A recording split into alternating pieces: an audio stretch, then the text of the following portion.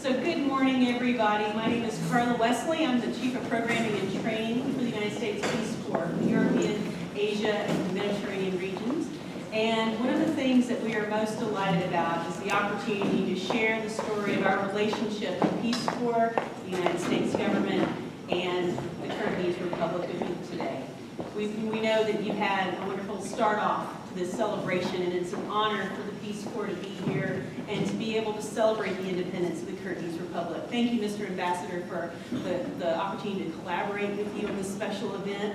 And all those of you in the room who aren't familiar with the Peace Corps story in the Kyrgyz Republic, I would like to share with you a little bit of information about that.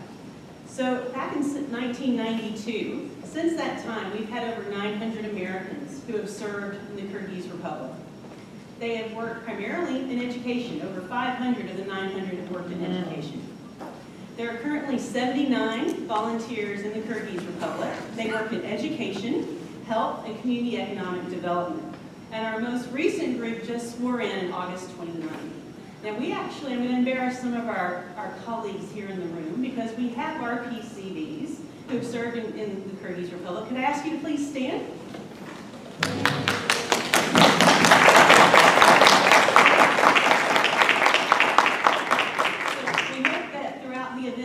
That we'll actually get to know you a bit better and hear more of your stories. And our panel discussion is really going to be sharing 3 stories of volunteers who were involved from the beginning of our journey in the Kyrgyz Republic to the most recently. And we hope there'll be time at the end to have questions and conversations. And if other people would like to share their experiences, time permitting, we would love to hear from you. So I'd like to give you just a brief update of what happened just this week in the Kyrgyz Republic.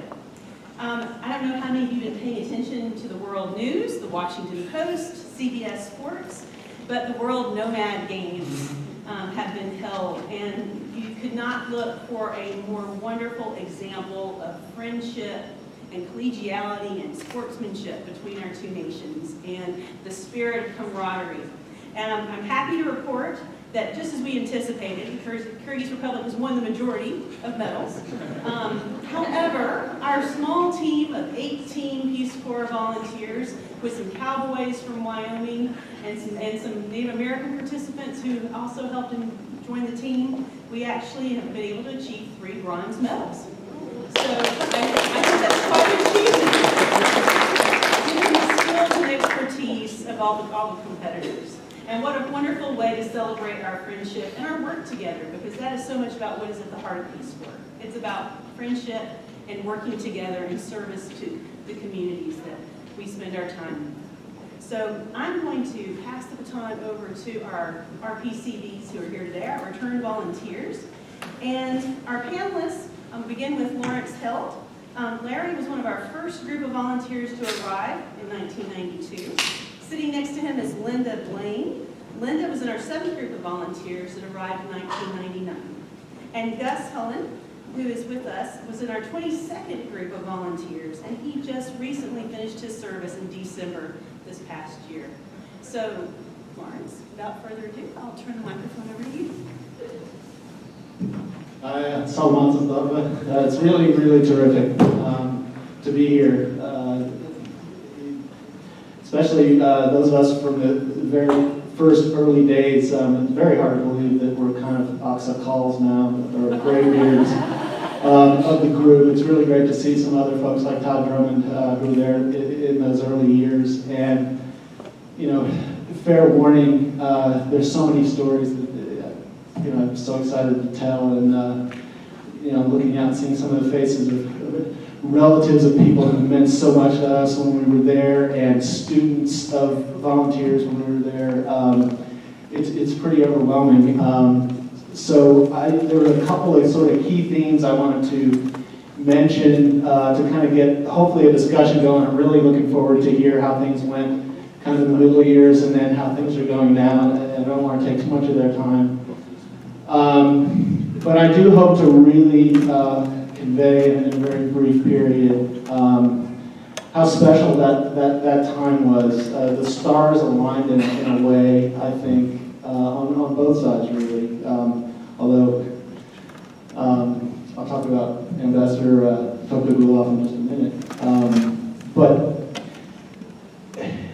I'm so proud to represent the original, folks that were there in the first few years. But I know I speak for, certainly for myself, but I think I speak for a lot of folks that return volunteers when I say we got so much more out of the Kyrgyz Republic than we gave.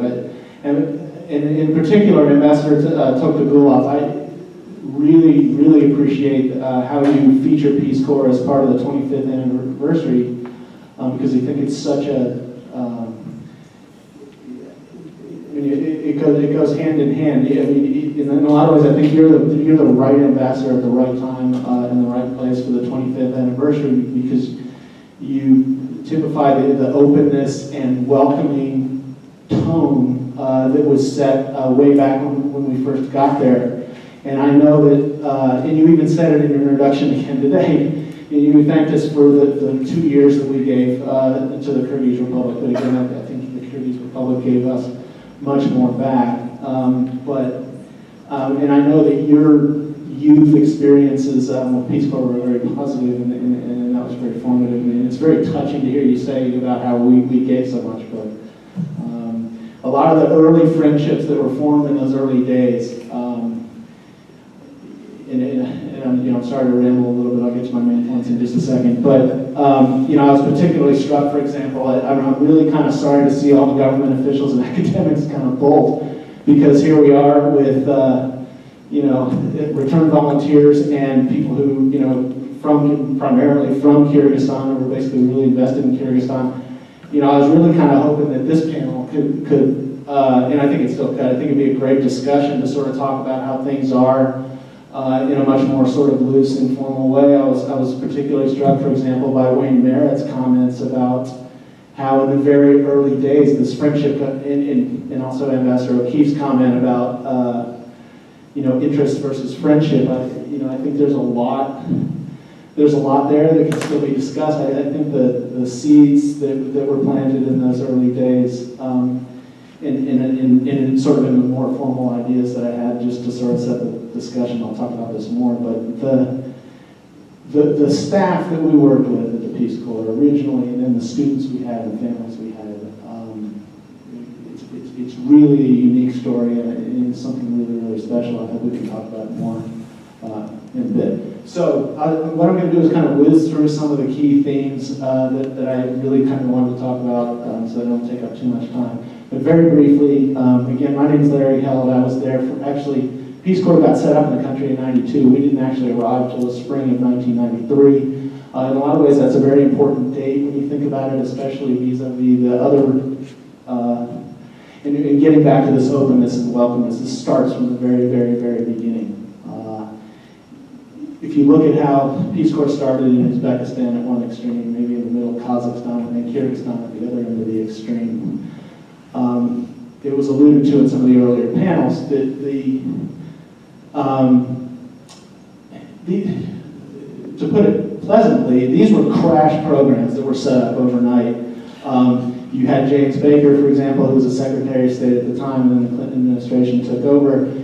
The idea from the U.S. side was get these stickers on the map as fast as possible so that these countries stay independent. Maybe that's an exaggeration of policy at the time a little bit. But for sure, when Peace Corps, when you think about what Peace Corps did in Kyrgyzstan, and I think that's a good discussion to have too, if we could have it. Kyrgyzstan, in a lot of ways, did it absolutely right from both sides. We were so lucky to have a core group of young people who were so engaged and knew how to use the resources to do unbelievable things. I'll touch on a couple of those quickly. And then from the Peace Corps side, compared to how it was handled in some of the other Central Asian republics, and maybe it's typical of how welcome we were in our approach also, in terms of how we engage those other countries, also an interesting discussion. But Kyrgyzstan did it right in the sense of, we just did English teaching at the beginning, and it engendered a lot of goodwill. We came on the ground in the spring and did our summer in the training, did our training in the summer precisely because we were teachers and we could start the school year. By contrast, for example, Uzbekistan, those guys landed in the dead of winter, no real idea what they were going to do. 50 some odd people got on the ground in Uzbekistan, and maybe a handful stayed Kyrgyzstan, there were roughly 25 in that first group, and Todd, I can't remember how many in your group, in the second group, about the same? 35. Right, and you look at how many, it's 90% stayed in love with Kyrgyzstan, which is a real contrast. So anyway, I was a volunteer from 93 to 95 in Osh, Kyrgyzstan. I taught English in a couple of different places, at the Nadimanov School, which interestingly is predominantly an Uzbek school in Osh. Yeah, school number 7, and then also at Osh State University, where I taught students who were doing the English language track and the Kyrgyz language track. Or sorry, not English, Russian and Kyrgyz. So I sort of had the whole gamut of the different groups that were in the South. So just a couple of quick themes, and I'll turn it over. First is, again, how welcoming Kyrgyzstan was, and just very briefly, when we landed there, well, actually, even before we left, I was talking with Isel a bit earlier. Before we left, we had 3 days in Washington, and Rosa Otabayeva was the ambassador at the time. She didn't just come to say a few words. She stayed with us for hours, wanted to start teaching us language then and there. And this is somebody that had a tremendous amount of gravitas, even at that time, when she was the ambassador here, before she became president. So even before we left, our heads were starting to swell a little bit, and we're saying, okay, we're part of something really special here. Little did we know. Then when we got to Kyrgyzstan, we did our training. Lo and behold, President Akayev comes to our swearing-in ceremony, and it's all over national TV. I mean, somebody, I think it was Ambassador Tokagulov talking about, yeah, we really were like cosmonauts in a lot of ways. And here we were on national TV. But then sort of maybe the best vignette was in Peace Corps. One of the Peace Corps' real strengths is their ability to get you to communicate quickly in a local language is pretty amazing. But at the same time, it was combined with this just amazing staff of teachers, not just the teachers. The accountant, for example, bookkeeper at the time, very young, very inexperienced. She went on later to become the head of the International Finance Corporation in Kyrgyzstan, just to give you an example. Our cross-cultural trainer became the vice premier of the Parliament. I think she was recently elected. We have people here, I could go on and on about how great that staff was. Anyway, they did an amazing job of getting our Kyrgyz up to speed in a couple of weeks' time, at least to be able to just go out into the bazaars and the markets and to be able to communicate quickly in Kyrgyz. Now, it wasn't great, but at least we could communicate. The buzz in the community at that time, in 1993, when we went into the bazaars, it was a national sensation. The idea that the Americans prioritized the Kyrgyz language and could communicate and even bothered to learn to count to 10, you can probably imagine how politically that was juxtaposed with, we've had Russians here for years, they haven't bothered to learn the language. That was a huge, on one hand, we as volunteers were caught up in that kind of euphoria. On the other hand, it was starting to quickly dawn on us that, from a practical matter, Russian would be good to know. I was going down to Osh, a little Uzbek wouldn't help. And so began, a slow progress of fluency toward a salad of different languages. Every sentence was like a salad of languages. But I mentioned, I wanted to highlight the language story just because Kyrgyzstan at that time, they had just had a total loss of ideology. So you had this very vibrant debate about identity that we were completely into. And Kyrgyzstan, I think, ultimately benefited from that debate. But at the time, I think it's important to sort of realize as we develop relationships with teachers and families and friends and students, we had to cope with that. And we worked with all of the different folks along the spectrum. We were pretty agnostic. I mean, for sure, some of us, myself included, had some biased views about communism. Those were quickly shattered. Our ability to work with different groups. I mean, we were kind of a blank slate, but it was a very stressful time. The sum had just been introduced, for example. The older generation's savings had been completely wiped out. As volunteers, we learned about a crash course in Soviet economics in terms of Peace Corps didn't know yet what the adjustment allowance should look like, so it was ridiculously overgenerous. Sorry for later groups, but the sum was four sum to $1. It had just been introduced. We were flush with cash, but there was nothing to buy. It didn't matter whether we had any sums or not. The only thing you could buy was Pepsi, no Coke, Pepsi, and Snickers, and that was it. And then we were so utterly dependent on the families and our counterparts and their goodwill, and their friendship. We would bring a bar of Snickers. They would cut it up like it was a fancy dessert or something on the table. I just want to sort of close my comments talking about how utterly dependent we were, for the goodwill of the people in those early days, in hopes of maybe thinking in terms of, there are some, I was so happy to hear the congratulatory remarks. Kyrgyzstan's come in unbelievable ways in 25 years. And at the same time, there's some incredible challenges, and for sure with the U.S. relationship, we're still working through, for example, a bilateral agreement on our assistance. Well, if we think back to these very, very early days and these friendships that were formed, it's an opportunity to start that over again, and I really hope to see that happen. And with that, I'd like to turn it over to the others, and can't wait to see how the rest of the story progresses. Thanks.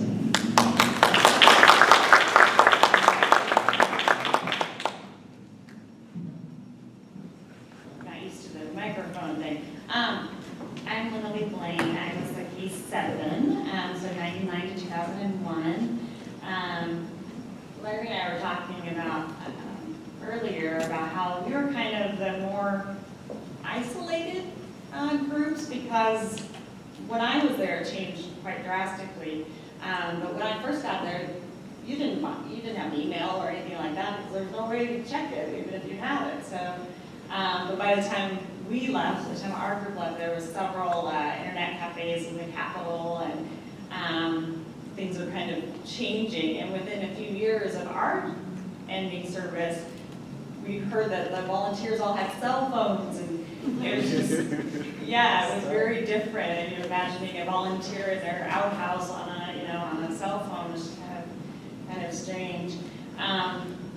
So anyway, so there's kind of a split that, and now a lot of the volunteers are blogging, and they're online, and they're really interacting a lot with everyone back home. So it's a very, very kind of different dynamic, I think. And in some ways, I think maybe just because it was our experience, but I think maybe those early years we almost, I don't know, feel like we're more immersive because we didn't have so much connection with home. I wanted to say I'm wearing two hats today. First one being just as an RPCV, as a K7. My other hat is being one of the board members that are here for Friends in Kyrgyzstan. I just wanted to say that it's an absolute honor for us to be here, and we're so glad that you guys allowed our little organization to be a part of this weekend. And I also want to say, kind of in a broader sense, what an honor it was for us to go and live in Kyrgyzstan. And like Larry said, we definitely got more than we gave, for sure. People were so very, very hospitable. One of the kind of funny things, I'm sure it probably happens with every group, but you go out anywhere, and even, in my village, a lot of people were, they were struggling to make ends meet, and yet they were so hospitable and so welcoming. You couldn't go a block without somebody saying, chai, come and drink tea.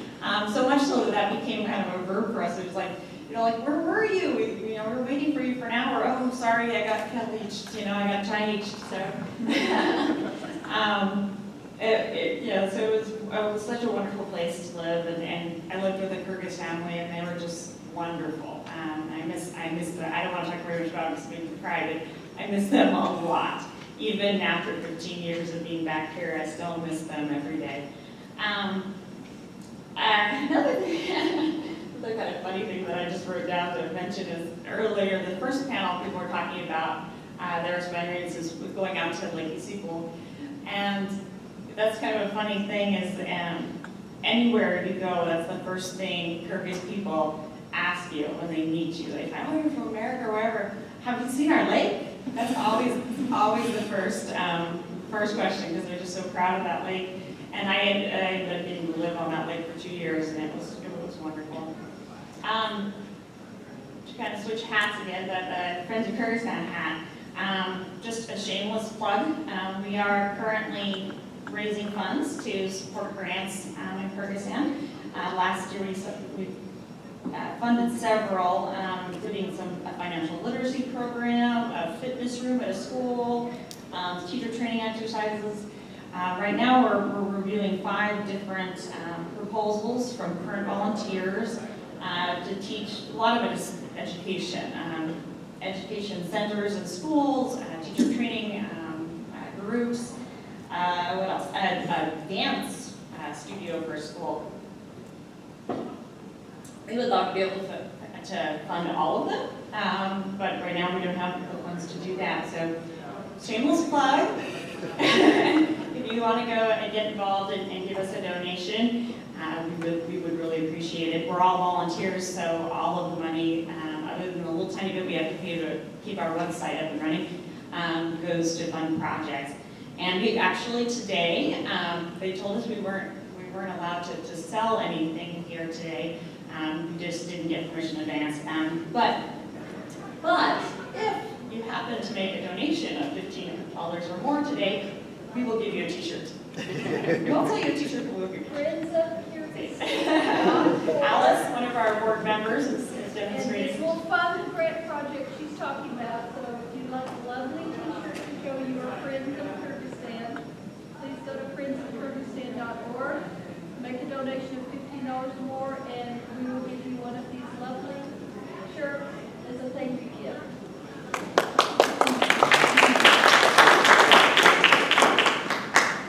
Alice is wearing a lovely vest today that one of her students gave her in Kyrgyzstan.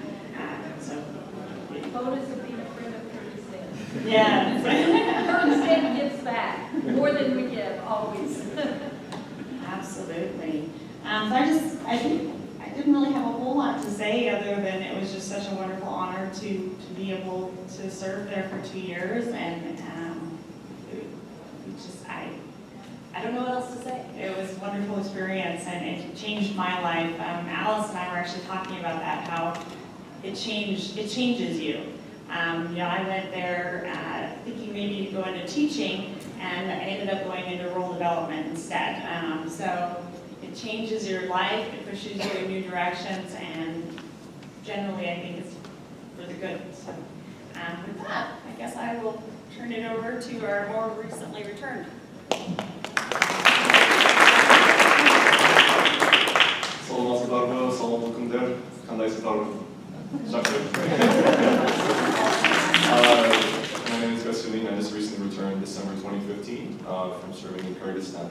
I lived in the Issyk region in Oblast. A small village of Tarak was my first placement, and then I lived in Kyrgyzstan for 5 months.